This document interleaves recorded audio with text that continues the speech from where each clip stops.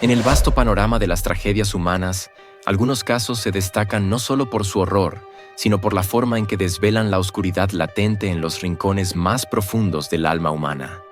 El caso de José de Jesús López Bautista, más conocido como el Caníbal, es uno de esos que quedarán grabados para siempre en la memoria colectiva.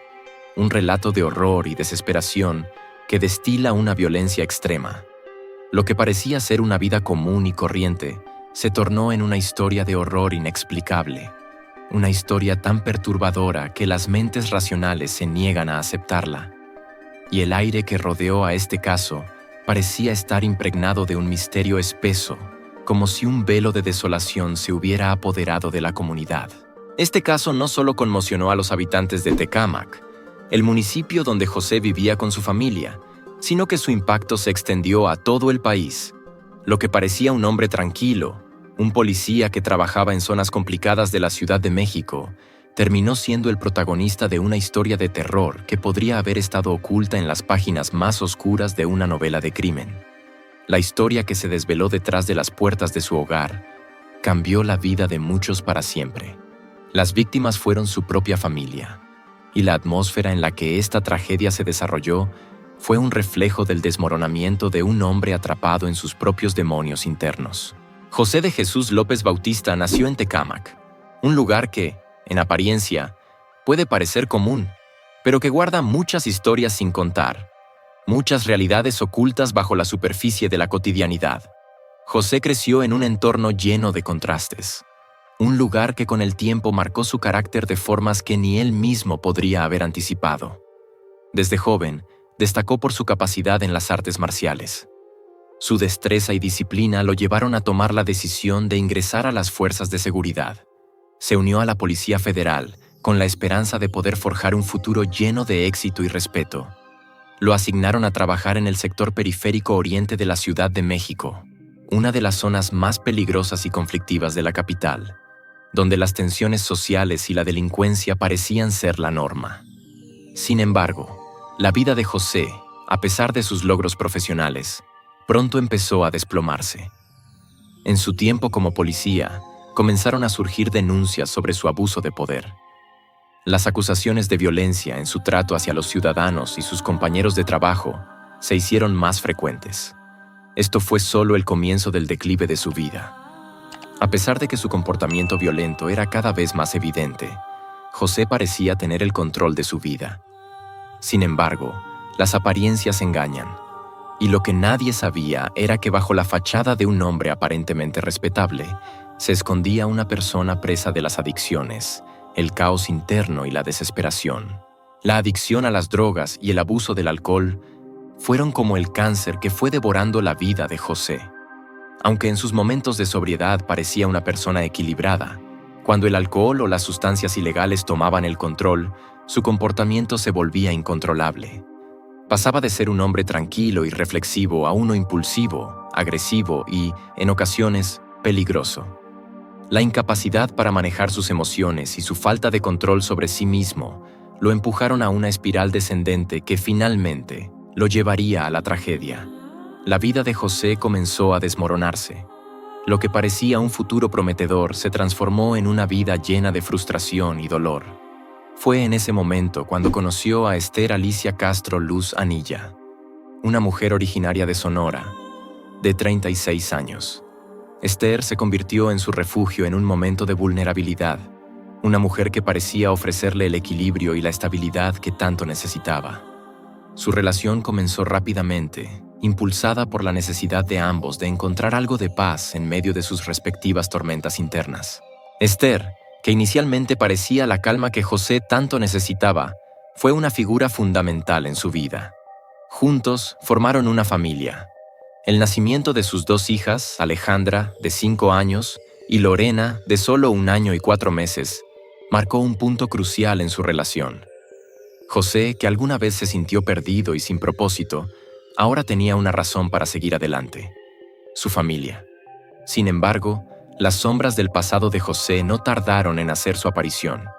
Aunque José trató de vivir una vida más tranquila en Tecámac, las tensiones internas que arrastraba desde sus días como policía pronto se filtraron en su hogar. Su relación con Esther comenzó a deteriorarse rápidamente.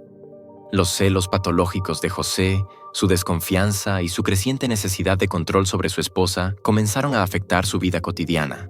Sus episodios de violencia verbal y emocional fueron aumentando, y la situación se volvió insostenible para Esther.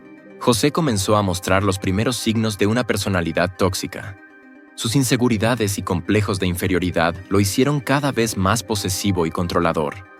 En su mente, la idea de que Esther pudiera dejarlo o ser infiel se convirtió en una obsesión. La mujer que inicialmente lo había visto como un hombre con un futuro brillante, pronto comenzó a sentirse atrapada en una relación abusiva, sin salida ni esperanza. Mientras tanto, la vida familiar de José seguía avanzando, pero el ambiente en su hogar se tornaba cada vez más pesado y cargado de tensión. Esther comenzó a sentir que algo no estaba bien. El amor que una vez creyó que existía entre ella y José se había transformado en una lucha constante por sobrevivir a la intensidad de su personalidad destructiva. A medida que la vida personal de José se desmoronaba, también lo hacía su carrera profesional. El abuso de poder y las acusaciones de violencia llegaron a tal punto que las autoridades decidieron investigarlo a fondo. En poco tiempo, José fue apartado de la Policía Federal y dado de baja por su comportamiento inapropiado. Esto fue un golpe devastador para él, pues, además de perder su empleo, perdió también el sentido de propósito que la policía le proporcionaba. La caída de su carrera fue el desencadenante de una profunda depresión. Sin la estructura y la disciplina de su trabajo, José se encontró perdido, sin rumbo. La ansiedad y la desesperación lo invadieron y, en lugar de buscar ayuda, se sumergió aún más en las sustancias que lo habían llevado al borde del colapso. Durante este periodo, las discusiones con Esther se volvieron más frecuentes y violentas. Su vida familiar ya no era un refugio, sino un campo de batalla. José, el hombre que una vez fue respetado como policía, ahora era un hombre quebrado, atrapado en un ciclo de ira y desesperación.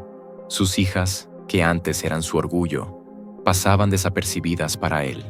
La familia se encontraba en medio de una tormenta emocional, donde el amor que había existido entre José y Esther parecía haberse desvanecido por completo. La noche del 31 de diciembre de 2017, José tomó una decisión que cambiaría su vida para siempre. En un intento desesperado por encontrar algo de paz, decidió asistir a un retiro espiritual. Sin embargo, lo que esperaba que fuera una experiencia de redención, terminó siendo un fracaso. El retiro no logró brindarle la calma que tanto necesitaba. En lugar de encontrar consuelo, José regresó a casa más agitado y alterado que nunca. Esa misma noche, en una fiesta de fin de año en Iztapalapa, las tensiones entre él y Esther alcanzaron su punto máximo. Una discusión violenta estalló, y José, en un arranque de furia, obligó a su esposa y a sus hijas a abandonar la fiesta y regresar a su hogar. El ambiente de celebración que se respiraba en las calles se convirtió en una sensación de opresión y angustia para Esther y sus hijas. Después de esa noche, Esther y sus hijas desaparecieron. Durante varios días, no se supo nada de ellas. La familia de Esther comenzó a preocupar. El comportamiento errático de José y su negativa a hablar sobre el paradero de su esposa levantaron más sospechas. La hermana de Esther, preocupada por la seguridad de su hermana y sus sobrinas, decidió acudir a la casa de José. Cuando llegó, José le aseguró que estaba solo desde el 1 de enero, completamente deprimido. Sin embargo, algo en su actitud parecía extraño, como si intentara ocultar algo. La hermana de Esther, al sentirse desconcertada, optó por ir a la policía y presentar una denuncia por desaparición. Cuando la policía llegó a la casa de José, lo que encontraron fue mucho más perturbador de lo que nadie podría haber imaginado. En el interior de la vivienda, descubrieron una escena que desbordaba toda lógica.